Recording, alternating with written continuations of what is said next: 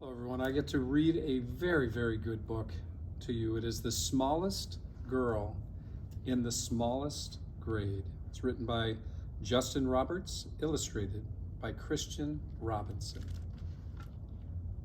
The Smallest Girl in the Smallest Grade. Hardly anyone noticed young Sally McCabe.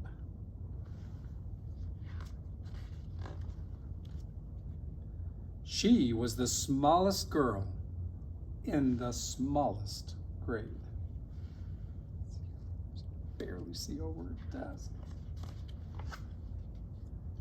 Sure, her name could be heard in the daily roll call, and she marched with her books down the same school hall. But hardly anyone noticed young Sally McCabe. And they certainly didn't know, or at least didn't mention, that Sally was paying super extra special attention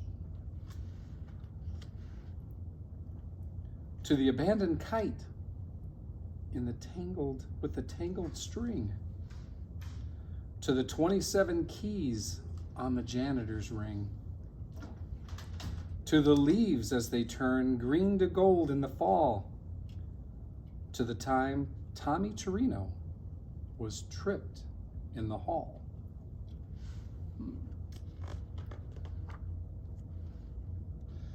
She watched as the wildflowers tipped toward the light and heard the howl of a hound dog late one night.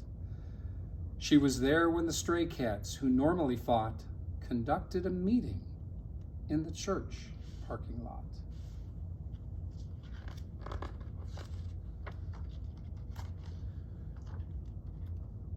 She saw Kevin McCune get pushed off a slide and the coming tears that he wanted to hide. Aww. And she'll never forget that parent-teacher day when Billy's much larger father suddenly dragged him away.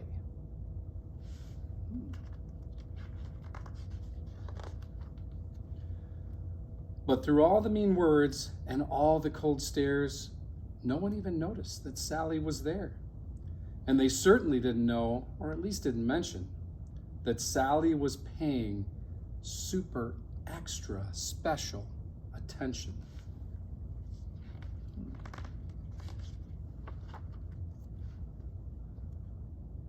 She'd see how a whisper could make someone cower, like a bulldozer crushing through fields of wildflowers. And it kept piling up, this discarded debris, those beautiful kites tangled in trees.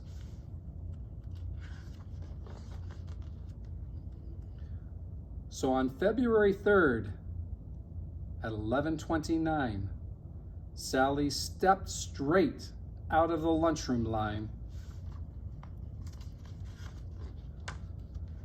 She said, "I'm tired of seeing this terrible stuff. Stop hurting each other. This is enough." Now, a few laughed out loud, or didn't care, that there was some girl with her hand in the air. But then something super extra special happened that day as Howard O. Henry suddenly set down his tray. What's going to happen? Like waves rolling in one after another, first Molly rose up, then Michael's twin brother. It was Tyrone and Terrence, then Amanda and Paul, who pushed out their chairs and stretched their arms tall. From the friendly lunch lady with the dishes she carted to the new third grade teacher who had only recently started.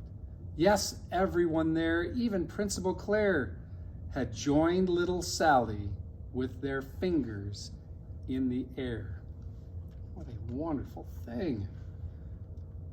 And though hound dogs were destined to howl at night, and most stray cat meetings would end up as fights, and kites would continue to get stuck in trees, they all felt for a moment like the janitor's keys, fastened together with a heavy steel ring that held the secrets to unlock everything.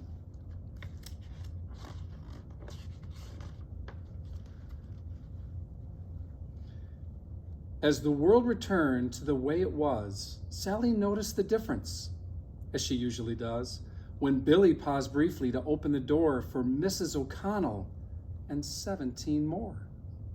Or when Molly scooched over to make some space on the coral risers for Ellen and Grace.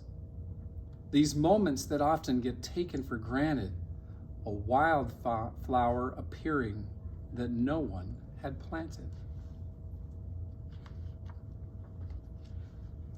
The swings soon resumed their rhythm and sway, and day turned to night and night turned to day.